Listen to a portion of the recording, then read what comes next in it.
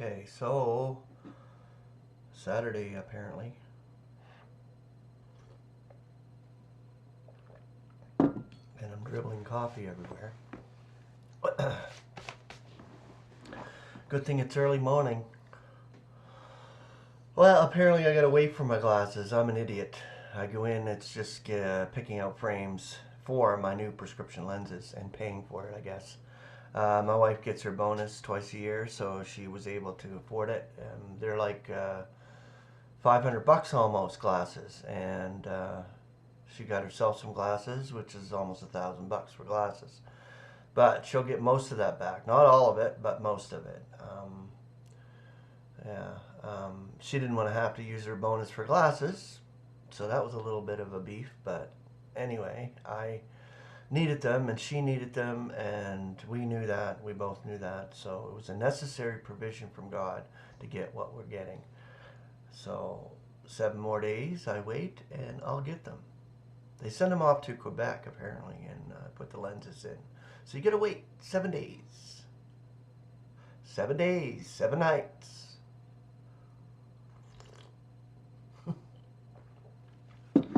How ironic is that? Is that ironic or is that God scripting? I believe that's God scripting. Nothing is to chance when it comes to our God and Father. I love the fact that He provides. I'm working my ass off 7 days a week, and it's tough. It's not easy making ends meet. They get met because God meets them, but it's not easy. So I appreciate your prayers and your support as much as I get it, and God blesses me with it.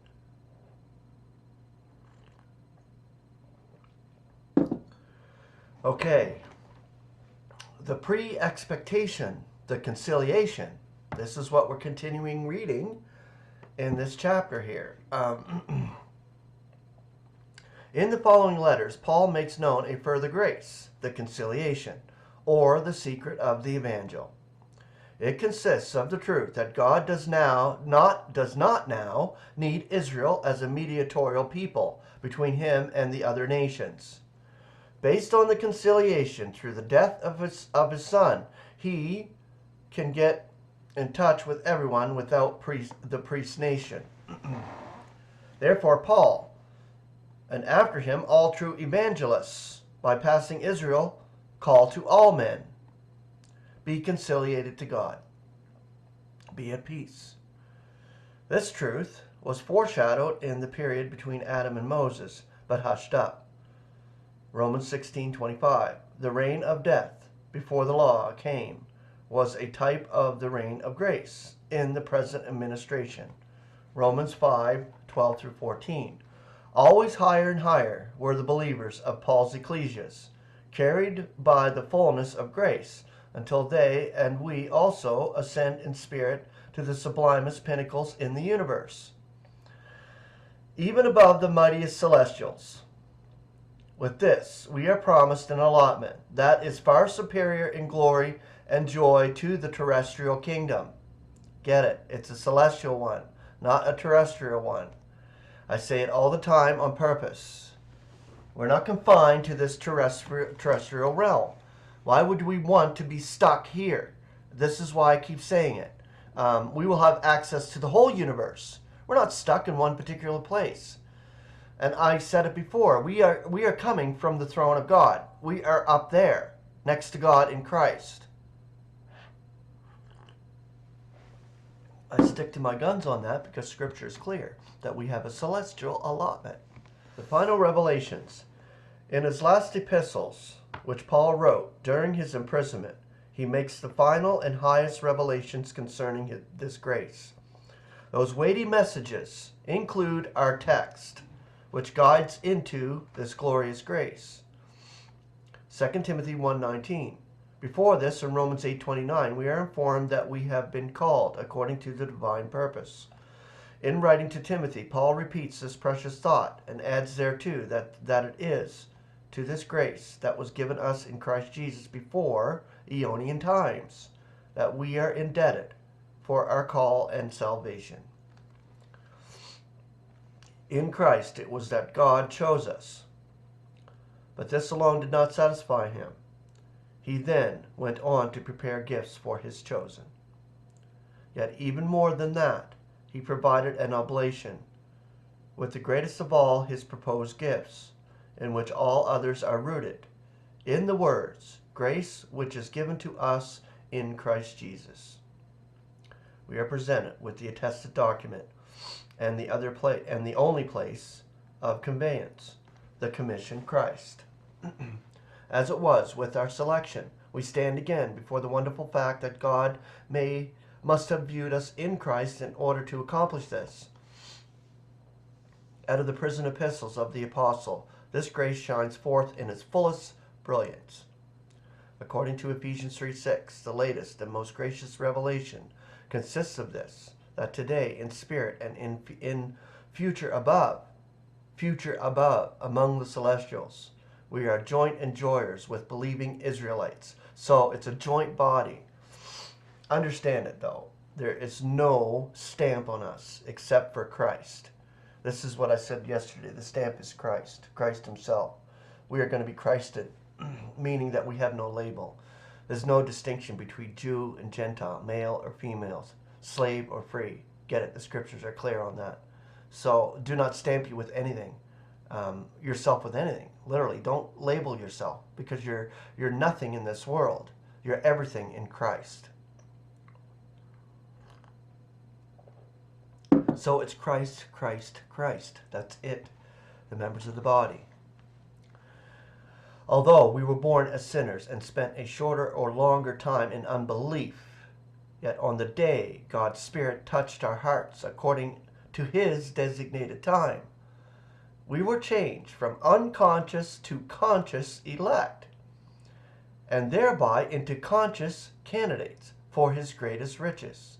This grace flowed into our hearts when the hour determined by God had come, without our knowing anything of that beginning or of the whole of its contents.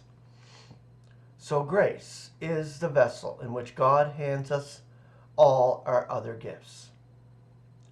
How shall he not, together with him, also be graciously granting us all? Romans 8:37.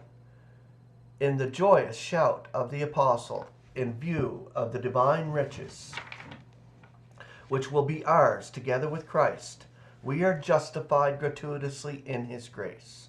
Romans 3:24. We are delivered from sin's lordship by it. Romans 6:14 and Romans 7:24.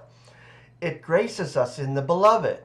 Ephesians 1:6. Indeed, we possess it in such overflowing measure that we may know his will in all wisdom and prudence.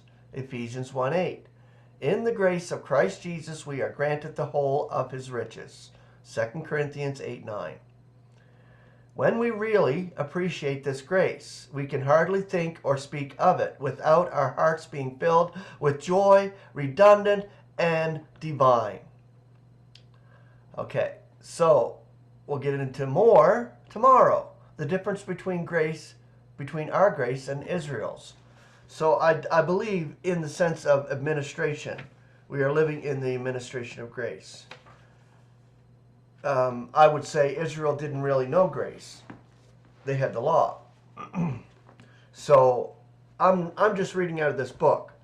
So hopefully he has it cut pretty good in the sense of that.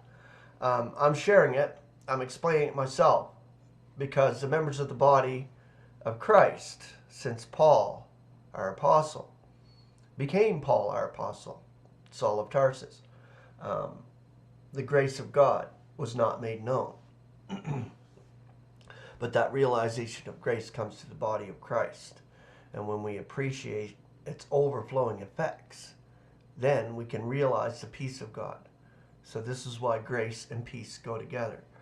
Realizing the grace, and then the peace comes. It's overflowing. And believe me, overwhelming. And each of us have that measure. And we're given it by the faith of Christ. And we go by that. We don't go by anything else. We go by the faith of Christ. I don't go by human philosophy. I don't go by the world's teachings. I go by the scriptures and what God teaches in Paul's letters. This is what it's for us, the members of the body of Christ. This is for us, the nations.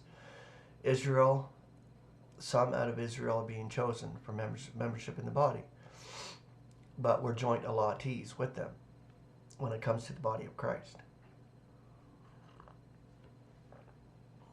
And we're joint members of one another. And this is why we lift each other up in spirit and share what we share.